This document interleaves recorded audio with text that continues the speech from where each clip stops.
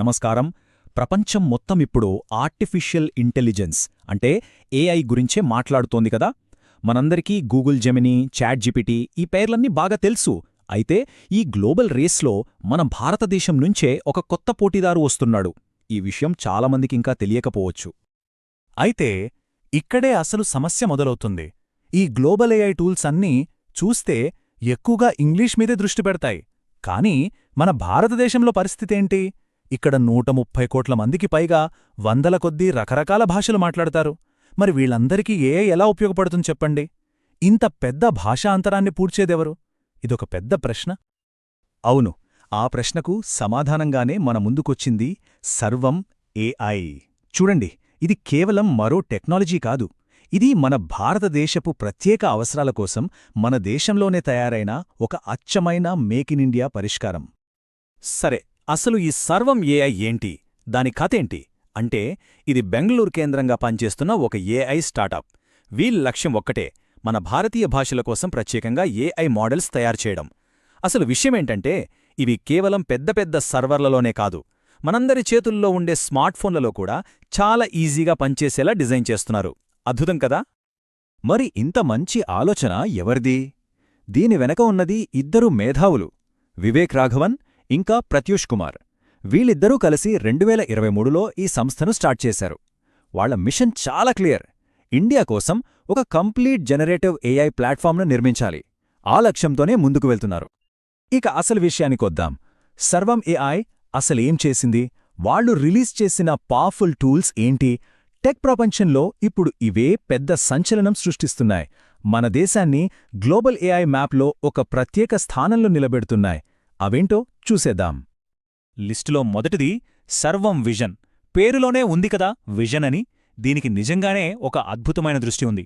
దీని స్పెషాలిటీ ఏంటంటే, మన తెలుగు, హిందీ, తమిళం ఇలా ఏ భారతీయ భాషలో ఉన్న కష్టమైన డాక్యుమెంట్లనైనా సరే చాలా తేలిగ్గా చదివి అర్థం చేసుకోగలదు. సరే, చదువుతుంది అంటున్నారు, కాని ఎంత ఖచ్చితంగా? ఆ నంబర్స్ చూస్తే నిజంగా ఆశ్చర్యపోతాం.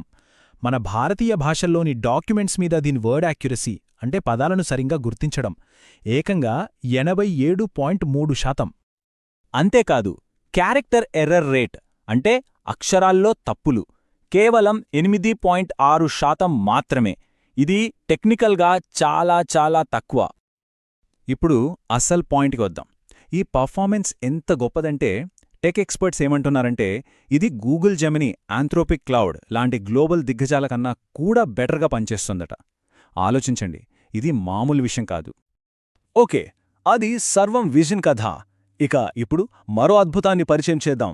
దాని పేరు బుల్బుల్. ఎంత బాగుందో కదా పేరు! ఇది మన భారతదేశపు ఏఐ వాయిస్ అన్నమాట. సింపుల్గా చెప్పాలంటే ఇది ఒక టెక్స్ట్ టు స్పీచ్ మోడల్. మరి దీని స్పెషాలిటీస్ ఏంటి చెప్తానో. బుల్బుల్ ఏకంగా 11 భారతీయ భాషలకు సపోర్ట్ చేస్తుంది. అంతేనా? కాదు, దాదాపు 32 రకాల వేర్వేరు వాయిసులతో మాట్లాడగలదు. కానీ అన్నింటికన్నా ముఖ్యమైన పాయింట్ ఏంటో తెలుసా? ఇది మన లోకల్ యాసల్ని, మాండలికాల్ని కూడా చాలా పర్ఫెక్ట్గా పట్టుకుంటుంది. అంటే మన ఇంట్లో వాళ్లు మాట్లాడినట్టే ఉంటుంది. సరే, ఈ టెక్నాలజీ అంతా వినడానికి చాలా బావుంది. కానీ దీనివల్ల మనలాంటి సాధారణ భారతీయుడికి లాభమేంటి? అసలిది మన డైలీ లైఫ్ని ఎలా మార్చబోతోంది? ఆ విషయం చూద్దామిప్పుడు. దీనివల్ల నిజ జీవితంలో చాలా ఉపయోగాలున్నాయి. ఉదాహరణకి మన పాత గ్రంథాలు, పుస్తకాలుంటాయి కదా, వాటిని డిజిటల్ రూపంలోకి మార్చి విద్యార్థులకు వాళ్ల సొంత భాషలోనే అందించొచ్చు.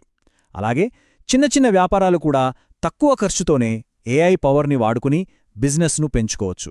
అన్నింటికంటే ముఖ్యంగా ఇంగ్లీష్ మాట్లాడలేని వాళ్ళు కూడా ఇకపై ఏఐ సేవలను తమ మాతృభాషలోనే పొందగలుగుతారు. ఇదొక పెద్ద మార్పు. ఇంకో ముఖ్యమైన విషయం ఖర్చు. గ్లోబల్ ఏఐ మోడల్స్తో పోలిస్తే సర్వం ఏఐ చాలా చాలా తక్కువ ధరకే అందుబాటులో ఉంటుంది. దీనివల్ల ఏమవుతుందంటే, ఇప్పటిదాకా ఏఐ వాడలేని చిన్న చిన్న కంపెనీలు, స్టార్టప్లు కూడా ఇప్పుడు ఈ టెక్నాలజీని వాడుకునే అవకాశం దొరుకుతుంది. ఇది కదా అసలైన గేమ్ చేంజర్.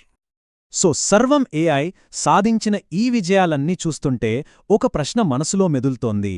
ప్రపంచ టెక్నాలజీ రంగంలో ఇది ఒక కొత్త, బలమైన పోటీదారుగా నిలబడగలదా? ఏఐ ప్రపంచంలో మన భారతీయ ఆవిష్కరణల భవిష్యత్తు ఎలా ఉండబోతోంది? ఫలితం ఏమైనప్పటికీ ఇది మాత్రం మనందరం గర్వించాల్సిన క్షణం. వరల్డ్ క్లాస్ టెక్నాలజీ మన బెంగళూరులో పుట్టింది, మన భారతదేశం కోసం నిర్మించబడింది. మేక్ ఇన్ ఇండియా స్ఫూర్తికి ఇంతకన్నా గొప్ప నిదర్శనం ఏముంటుంది చెప్పండి? మరి అసలు ప్రశ్న ఏంటంటే, చాట్ జీపీటీ, జెమినీ లాంటి గ్లోబల్ దిగ్గజాలను సర్వం ఏఏ నిజంగా సవాలు చేయగలదా? భారతదేశం నుంచి వచ్చిన ఈ టెక్నాలజీ ప్రపంచాన్ని శాసించగలదా? ఇది ఆలోచించాల్సిన విషయమే.